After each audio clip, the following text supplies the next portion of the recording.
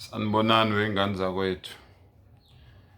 Ngizoloku ngizamile nje ema-Afrika amahle ukuthi ngivule abantu imiqondo nezingqondo zabo. Ngizame ukwelapha lemiqondo elimele eyelinyazwa abamhlophe egameni lamasiko kanti bayasididisa kanti bayasidukisa. Ngivuleke incwadi yabaseKorinte bokuqala isahluko u-10 ivesi u-20.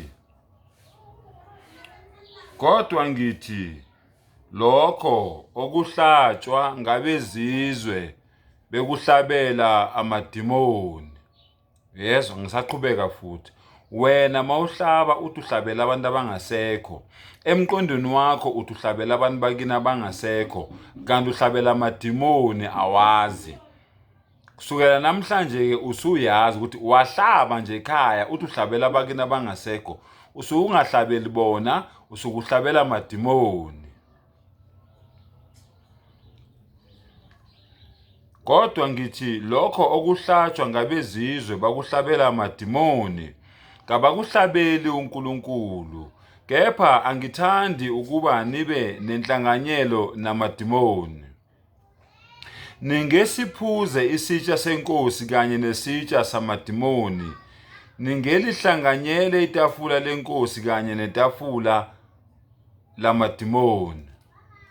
Bese ngiya encwadini ke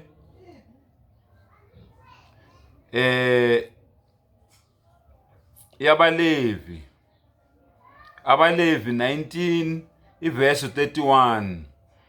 Ningaphendukeli kwabanamadlozi nakubathakathi, ningabafuni ukuba ningcoliswe yibo. NginguJehova uNkulunkulu wenu. Ningaphendukeli kwabanamadlozi nakubathakathi. Yezwa, umuntu onedlozi nomthakathi into efanayo. uNkulunkulu uma ekhuluma ngomuntu onedimoni kulandela umthakathi. Ngizoloku ngincengile bafowethu ukuthi ngivule abantu bakithi imiqondo babone. Ningaphendukeli kwabanamadlozi nakubathakathi, ningabafuni ukuba ningcoliswe yibo. NginguJehova uNkulunkulu wenu. Yezwa ke, kuthiwa umuntu onedlozi nomthakathi ungcolile. Ungamvumeli ukuthi nawe akungcolise loyo muntu. Ngiyaphela ke lapho bafowethu. Ngiyazama njalo, ngiyazi ngizothukwa, ngizotshela yonke into abantu abafuna ukungitshela yona. Kodwa lona iqiniso ngizobe ngikutshelile, uyothi ungithuka, iqiniso uzobe ulazi.